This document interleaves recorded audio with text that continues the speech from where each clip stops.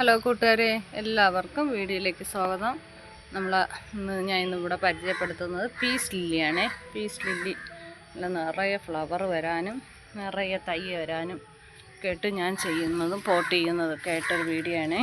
ഇത് കണ്ട നല്ല ബുഷിയായിട്ട് നിറയെ തൈയും നല്ല ഭംഗിയായിട്ട് നിൽക്കുന്ന പീസ് ലില്ലി നല്ല ഭംഗിയാണ്. എല്ലാത്തിലും ഫ്ലവറായിട്ട് കുഞ്ഞു പ്ലാന്റിൽ പോലും ഫ്ലവറുണ്ട്. ഇതിലൊരു ഫ്ലവറായിട്ട് ഇരിക്കുകയാണേ.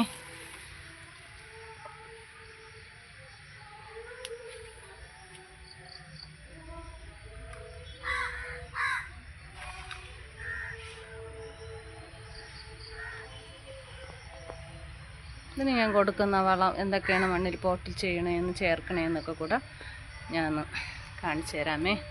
അപ്പോൾ നമുക്ക് വീഡിയോയിലേക്ക് പോകാം. പീസ് ലില്ലി നടാനായിട്ട് നല്ലൊരു വലിയ ചട്ടി എടുത്തിട്ടുണ്ട്. അതിൻ്റെ അടിഭാഗത്ത് ഒരു 1/4 ഭാഗത്തോളം കരിയിലാണ് ഇട്ടിട്ടുള്ള. നമുക്ക് ചട്ടിയുടെ വെയിറ്റ് കുറയ്ക്കാൻ ഞാൻ നടുന്ന മിക്ക പ്ലാന്റിനും ഞാൻ ഇങ്ങനെയാണ് ചെയ്യണത്. അപ്പോൾ ഇതിന് പീസ് ലില്ലിക്ക് ഇത് കൂടെ നല്ലതുമാണ്, തണുപ്പും കിട്ടും. അപ്പോൾ അത് നടാൻ വേണ്ടിയിട്ട് എടുത്തിട്ടുള്ള പോട്ട് മിക്സ് ചകിരിച്ചോറ് വേണം, അല്പം സാഫ് വേണം. പിന്നത് ചാണകപ്പൊടിയാണേ. ചെറിയ നനവുണ്ട്, എന്നാലും കുഴപ്പമില്ല. ഇത് സാധാ മണ്ണ്. ഇത് ഇത്രയാണ് നമുക്ക് പോട്ട് മിക്സായിട്ട് വേണ്ടത്. സാബ് ഇത് ചേർത്ത് കൊടുക്കണം, ഇല്ലെന്നുണ്ടെങ്കിൽ അഴുകി പോകാനുള്ള ഇതുണ്ട്. ഹൈബ്രിഡ് ചില ഇതാണെങ്കിൽ അഴുകിപ്പോവും ചോട്, അതുകൊണ്ടാണ് ഇതിവിടെ ചേർക്കുന്നത്. പോട്ട് മിക്സ് ചെയ്ത് നമുക്ക് ചട്ടിയിൽ എത്രത്തോളം എടുത്തിട്ടുണ്ട്, 1/2 ഭാഗം നമ്മൾ എടുത്തിട്ടുണ്ട്. നമുക്ക് പോട്ട് ചെയ്യാൻ വേണ്ടിയിട്ട് എടുത്തിട്ടുള്ള ഇതാണ് ഈ പീസ് ലില്ലി. ഇതാണ് എൻ്റെ തൈയാണ്.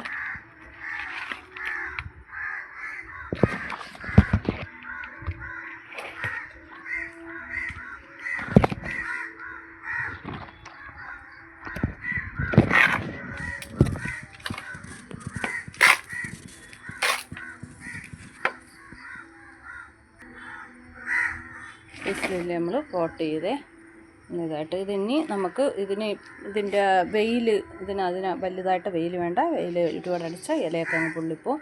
അപ്പോൾ ചെറുതായിട്ട് രാവിലെ ഒരു 10 മണി വരെയൊക്കെ കിട്ടണം. വെയിൽ ചൂട് ചെറുതായിട്ട് വേണം. രാവിലത്തെ വെയിൽ കൊള്ളണതിന് ഒരു കുഴപ്പമില്ല, എന്നാലേ ഫ്ലവർ വരുള്ളേ. നല്ല ഭംഗിയായിട്ട് ഫ്ലവർ വരും അങ്ങനെ ചെയ്യുമ്പോൾ. പിന്നെ അതുപോലെ ഇതുപോലെ പോട്ട് മിക്സ് ഞാൻ കൊടുക്കുമ്പോഴാണ് എനിക്ക് നിറയെ തൈ വരണത് കേട്ടോ. നിറയെ തൈകൾ ഒരുപാട് തൈ പൊട്ടി എൻ്റെ ചവിട്ടിൽ നിന്ന് നിറയെ വരികയും ചെയ്യേ.